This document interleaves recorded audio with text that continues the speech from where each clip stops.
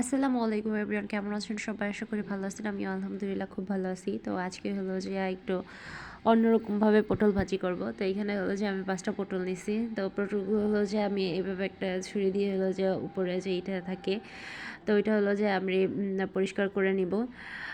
তো এইভাবে করে হলো যে আমি এক এক করে হলো যে সব পটলগুলো যে পরিষ্কার করে নেব। তো এইখানে হলো যে যেই ছুরিটা দিয়ে হলো যে করছি এটি একটু মোটা ছিল, তো এই জন্য হলো যে আমার একটু লেট হয়েছে।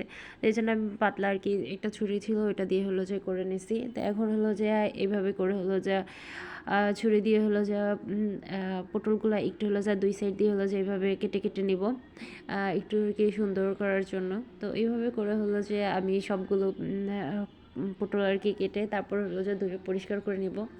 তো এই তো আমার হলো যে ফাইনালি পটল কাটা হয়ে গেছে। এখন হলো যে ওইখানে হলো যে লবণ আর হলো যে হলুদ মাখায় নিব।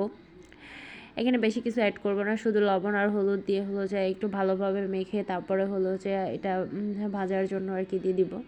তো এই তো আমার হলো যে পটল মাখাও হয়ে গেছে। এখন হলো যে এই পটলগুলো হলো যে ভাজতে হবে।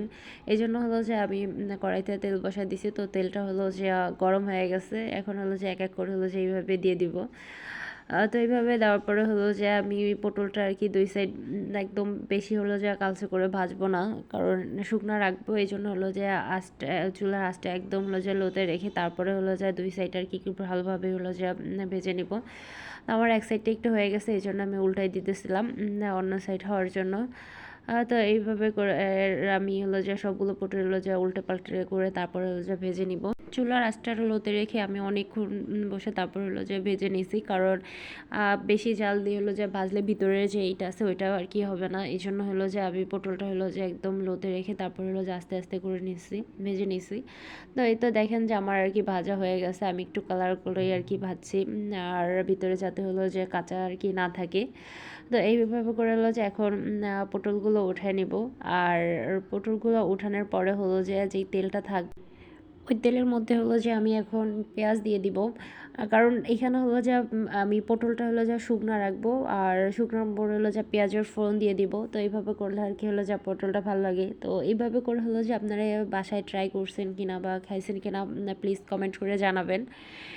আর এই তো আমার হলো যে পেঁয়াজটা আর কি টালা হয়ে গেছে। এখন হলো যে এটা আমি যে পটল আর কি ভেজে উঠাই রাখছিলাম সেই পটলের মধ্যে হলো যা দিয়ে দিব। আর পেঁয়াজটা হলো যে আমি বেশি কালার করি না, কারণ বেশি কালার করলে হলো যে পেঁয়াজটা তিতো লাগবে।